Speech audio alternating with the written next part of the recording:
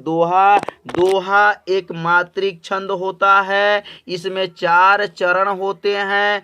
पहले और तीसरे चरण में 13-13 मात्राएं होती हैं तथा दूसरे तथा चौथे चरण में 11-11 मात्राएं होती हैं। उसी को दोहा कहते हैं। बहुत आसान परिभाषा है। दोहा एक मात्रिक छंद होते हैं। इसमें 4 चरण होते हैं, पहले और तीसरे। अब यहाँ पहले तीसरे लिखे हैं तो क्या लिखे हैं? 13। ध्यान से देखेंगे तो 13 लिखा गया है। तो पहले और तीसरे में कितनी मात्राएं होती हैं? तो 13 मात्राएं होती हैं। याद ऐसे रख लीजिए, पहले और तीसरे में कितनी मात्राएं होती हैं? तो 13-13 मात्राएं होती हैं। और दूसरे और चौथे में चरण में 11-11 मात्राएं होती हैं। उसी को दोहा कहते हैं। दोहा जो है अर्ध सम मात्रिक छंद का क्या है? उदाहरण है। दोहा अर्ध सम मात्रिक का छंद का उदाहरण है। अब इसका उदाहरण जानेंगे, मात्रा को गिनना जानेंगे। बहुत आसान है। यह कक्षा 9 में और 11 में और 12 में बहुत ही आईएमपी है। कक्षा 10 में दोहा नहीं पूछा जाता है। कक्षा 10 में सोरठा पूछा जाता है। तो आप लोग दोहा 9 और 11 12 के बच्चे ध्यान से इसे नोट कर लें और इसे तैयार कर लें। अब यहाँ पर एग्जाम्पल देखिए, बहुत आसान है। रहीमन पानी राखिए, बिन पानी सब सून, पानी गए न उबरे, मोतिस मानुष चून। देखिए, रहीमन पानी राखिए, बिन पानी सब सून, पानी गए न उबरे, मोतिस मानुष चून। अब इसका मात्रा गिनना है। तो पहले रहीमन पानी राखिए जो लिखा गया ऊपर, अब एक लाइन लिखेंगे, रहीमन पानी राखिए। अब रहीमन पानी राखिए में कितनी मात्राएं होनी चाहिए? क्योंकि वह पहले चरण में है और पहले चरण में 13 मात्राएं होनी चाहिए। इसमें पहले और तीसरे में आपका 13-13 मात्राएं और दूसरे और चौथे में 11-11 मात्राएं होनी चाहिए। तो यहाँ देखिए, रहीमन में एक मात्रा, ही में एक मात्रा हो जाएगा, म में एक मात्रा इसमें। तो ये सब आपका यह जो है आपका सब लघु है। यहाँ पर यह आपका क्या है? गुरु है। यहाँ गुरु है, फिर यहाँ पर भी गुरु है, फिर यहाँ आपका लघु है, फिर आपका गुरु है। इसको जोड़ेंगे, रहीमन पानी राखिए में जो मात्रा दिया गया है इसको जब जोड़ेंगे तो आपकी मात्रा कितना आएगा? तो 13 आएगा। तो ये मात्रा कैसे लगाया जाता है? तो याद रखिए, जो बड़ी मात्रा होता है वहाँ पे 2 का प्रयोग करेंगे, जहाँ छोटी मात्रा होता है वहाँ पर 1 का प्रयोग करेंगे। यहाँ इसके पहले वाले वीडियो को आप लोग जरूर देखें, जिससे आपको मात्रा पूरा समझ में आ जाएगा। यहाँ बिन में आपका 1 मात्रा होगा, यहाँ 1 मात्रा होगा, पानी में आपका 2 मात्रा, यहाँ नी में भी आपका 2 मात्रा, यहाँ 1 मात्रा, यहाँ 1 मात्रा हो जाएगा, सुन में आपका 2 मात्रा हो जाएगा, यहाँ 1 होगा। जहाँ पर आपका ये माने छोटी मात्रा हो तो समझ जाइएगा 1 लगाना है, और जहाँ बड़ी मात्रा हो वहाँ 2 लगाना है। ऐसे आपका मात्रा लगा करके क्रमशः गिना गया है। आप लोग भी मात्रा को लगाएं और इसको जांच कर लें कि मात्रा लगाना हम जान गए कि नहीं जान गए। यदि आपको मात्रा लगाना नहीं समझ में आ रहा है तो आप लोग जरूर कमेंट कीजिए और हमें बताइए कि हमें मात्रा समझ में नहीं आ रहा है। तो मात्रा अगर समझ में नहीं आएगा तो अलग से एक वीडियो बना करके वीडियो को अपलोड कर दिया जाएगा। तो इस मात्रा को अच्छे से अपने नोट कर ले कॉपी पर और मात्रा को गिने। तो समझ में आ गया होगा दोहा। अब हम लोग पढ़ेंगे चौपाई। चौपाई बहुत आसान परिभाषा है। चौपाई सममात्रिक छंद है। इसमें 4 चरण होते हैं। अब देखिए, चौपाई भी सममात्रिक छंद है। आपका पहले आपका दोहा जो था अर्ध सममात्रिक छंद था। अब ये चौपाई जो है सममात्रिक छंद है। इसमें 4 चरण होते हैं और प्रत्येक चरण में 16-16 मात्राएं होती हैं। याद रखिएगा, प्रत्येक चरण में कितनी मात्राएं होती हैं? तो 16-16 मात्राएं होती हैं। तो चौपाई समझ में आ गया। यह क्लास 9, 11, 12 में हमेशा पूछा जाता है। इसे अच्छे से आप लोग तैयार कर लीजिए। अब आप लोग जो उदाहरण दिया गया है, ऐसा उदाहरण दिया गया है जो आप लोग सुने होंगे। जय हनुमान ज्ञान गुण सागर, जय कपीस तिहु लोक उजाकर, राम दूत अतुलित बल धामा, अंजनी पुत्र पवन सुत नामा। बहुत आसान परिभाषा के साथ उदाहरण दिया गया है। इस उदाहरण को अपने कॉपी पे नोट करके और इस पे मात्रा लगाना सीख लीजिए। यदि आप मात्रा में कोई दिक्कत होता है तो आप लोग जरूर कमेंट कीजिए। अगला हम लोग पढ़ेंगे सोरठा। अब यह कक्षा 10 में बहुत ही आईएमपी माना जाता है। दोहा के सोठा क्या है? तो सोठा एक मात्रिक छंद होता है। सोठा क्या होता है? एक मात्रिक छंद होता है। इस जो यह दोहा का उल्टा होता है। अभी इसके पहले हम लोग पढ़े थे दोहा। दोहा में 4 चरण होते हैं।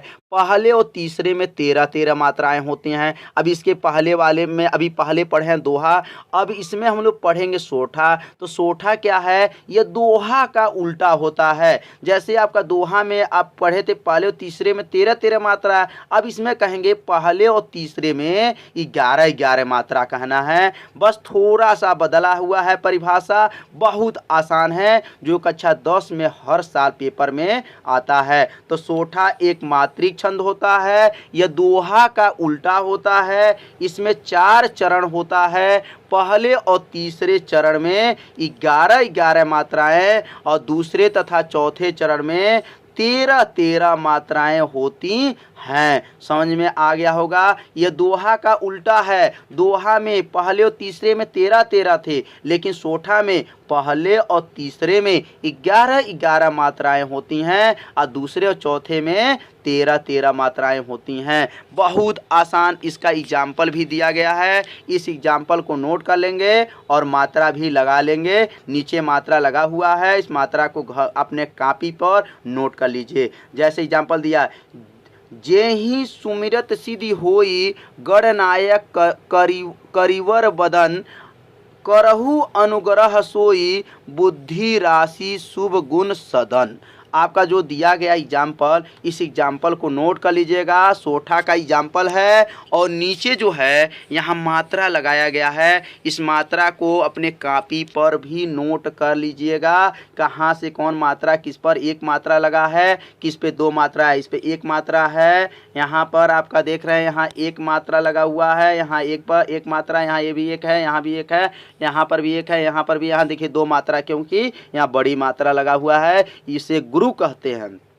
ऐसे जो बना है गुरु कहते हैं, ऐसे बना रहेगा उसको लघु कहते हैं। तो इस मात्रा को अपने कॉपी पर नोट कर लीजिएगा और इसको समझ लीजिएगा कौन कहाँ पे कैसे मात्रा लगा हुआ है। यदि मात्रा लगाना नहीं जानते हैं तो नीचे वाले जो डिस्क्रिप्शन लिंक है उस लिंक पर आपका वीडियो बनाया गया है, उस वीडियो को आप लोग देख लें।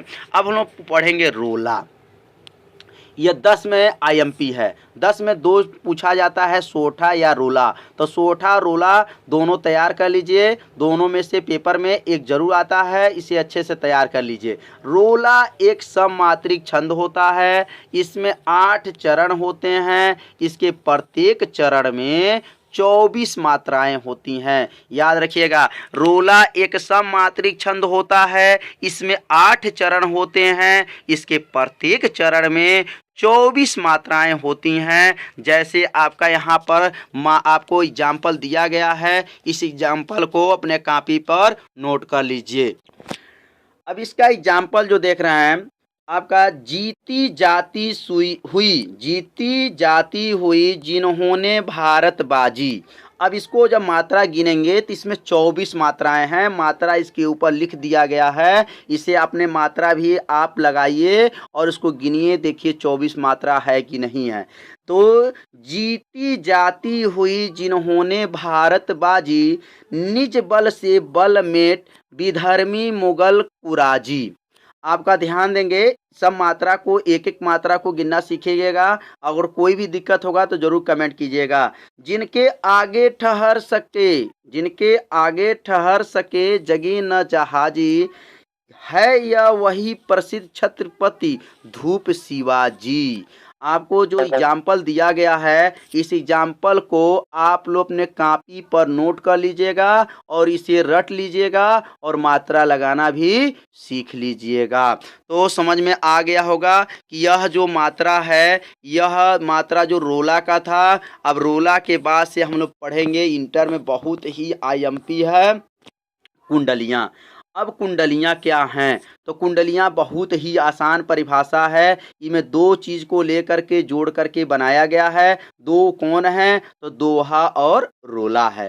तो दोहा और रोला जोड़कर कुंडलियाँ छंद बनता है। कुंडलियाँ छंद कैसे बनता है? तो दोहा और रोला को जोड़कर कुंडलियाँ छंद बनता है। कुंडलियाँ के प्रथम दो चरण में दोहा का लक्षण देखिएगा। कुंडलिया में प्रथम दो चरण में दोहा का लक्षण और बाद में 4 चरण में रोला का लक्षण होता है। याद रखिएगा कि जब हमारा प्रथम दो चरण में दोहा का लक्षण होता है और बाद में जो होते हैं 4 चरण में रोला का लक्षण होता है। तो कुंडलिया में कितने चरण हो जाएंगे? तो कुंडलिया में 6 चरण होते हैं। याद रखिए कुंडलिया में कितने चरण होते हैं? तो 6 चरण होते हैं। दोहा का अंतिम चरण रोला का प्रथम चरण होता है। यह ध्यान देना है, दोहा का जो अंतिम चरण रहता है वह रोला का प्रथम चरण होता है। इसका मतलब यहाँ एग्जाम्पल जब देखेंगे तो और समझ में आएगा। दोहा और रोला को मिला करके बना है कुंडलियाँ। अब यहाँ दोहा देखिए 2 लाइन लिखा गया है। दौलत पाए न कीजिए सपने में अभिमान, चंचल चल दीन चारी को ठाऊ न रहत निदान। यह जो एग्जाम्पल दिया गया है वह दोहा का एग्जाम्पल है और नीचे जो एग्जाम्पल दिया गया है वह रोला का एग्जाम्पल है। इस रोला में क्या देख रहे हैं कि दोहा का जो अंतिम लाइन है, अंतिम जो चरण है, ठाऊ न रहत निदान। अब देखिए ठाऊ न रहत निदान ये पहला हो जाता है। बस यही ध्यान, ये पूरा जो देख रहे हैं यह एक चरण माना जाता है। 2 चरण, 3 चरण, 4 चरण और ऊपर 2 चरण, इसको लेकर के टोटल 6 चरण हुए हैं। तो दोहा और रोला को जब जोड़ते हैं तो कुंडलिया बनता है। लेकिन इसमें भी कुछ विशेष बातों को ध्यान रखना है कि इसका जो अंतिम और माने दोहा का अंतिम चरण और रोला का प्रथम चरण होना चाहिए। अब यहाँ पर देखिए आपका यहाँ जो हमारा क्या लिखा गया है, ध्यान से देखेंगे तो आपका दोहा का आप लिखा गया आपका चारों चरणों में रोला का लक्षण होता है। दोहा का अंतिम चरण देखिए लिखा है, दोहा का अंतिम चरण रोला का प्रथम चरण होता है। तो याद करिए दोहा का अंतिम चरण जो होता है वह आपका रोला का प्रथम चरण होता है। इसे अपने कॉपी पर एग्जाम्पल को नोट कर लीजिए और इसे याद कर लीजिए और मात्रा लगाना भी सीख लीजिए। और मात्रा अगर नहीं लगाना जान पाते हैं तो डिस्क्रिप्शन में लिंक है, उस लिंक पर जा कर के मात्रा लगाना वाला वीडियो भी सीख लीजिए। कहाँ पे का पर का में कितना मात्रा, की में कौन सा मात्रा लगेगा, ये सब बताया गया है। उस वीडियो को आप लोग ज़रूर देखें और मेरे चैनल को सब्सक्राइब लाइक ज़रूर करें। आज हम लोग पढ़े हैं छंद और आने वाले वीडियो को भी आप लोग जरूर देखें। आज तब तक के लिए नमस्कार।